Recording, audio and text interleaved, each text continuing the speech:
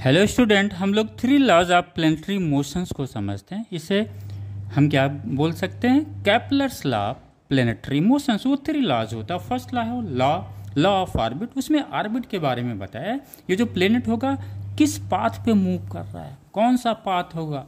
तो ये जो पाथ होगा एलिप्टिकल पाथ होगा, यानी ये जो प्लेनेट होगा एलिप्टिकल ऑर्बिट पे रोटेट करता है, राइट। इस ऑर्बिट को क्या बोलेंगे? Elliptical orbit. इसका कंडीशंस क्या है? इसके एलिप्टिकल के जो पाथ होते हैं या जो एलिप्टिकल शेप बनाता है कोई भी बॉडी, तो इस एलिप्टिकल की प्रॉपर्टी क्या, उसमें 2 फोकस होते हैं, राइट।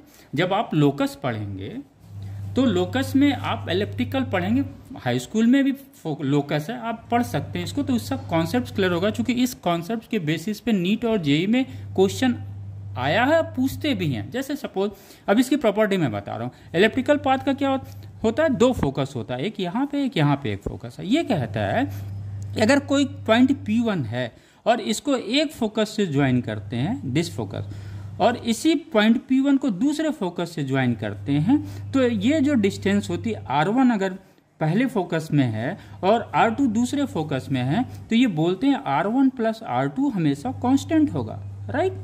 ये क्या होगा? कांस्टेंट होगा। यही एलिप्टिकल पाथ का प्राइम ऑब्जेक्ट है। तभी जब अगर ये कंडीशंस फॉलो नहीं करेगा तो ये एलिप्टिकल पाथ नहीं बनाएगा पॉइंट, राइट। अगर यही पॉइंट P1 यहाँ पे P2 पे आ जा रहा है, तो P2 को एक फोकस से हमने ऐड किया और फिर ये P2 को दूसरे फोकस से ऐड किया। सपोज ये डिस्टेंस R3 है और ये डिस्टेंस R4 है, तो R1 plus R2 equal to क्या हो जाएगा? R3 plus R4, right.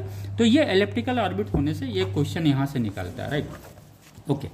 और इस एलिप्टिकल पाथ में 2 फोकस होते हैं और सन जो होता है किसी एक फोकस पे सिचुएटेड होता है, और सन क्या होता है? स्टेशनरी होता है। सेकेंड लॉ है लॉ ऑफ एरिया।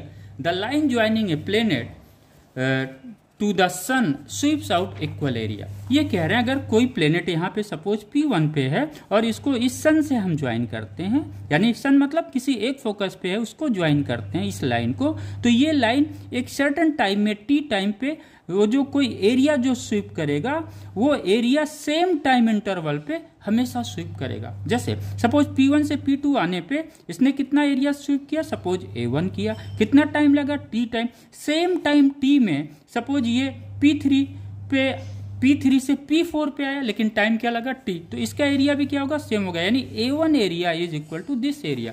आइए third law of period. The square of the time period of revolution of a planet around the sun is directly proportional to the cube of major axis of its elliptical orbit.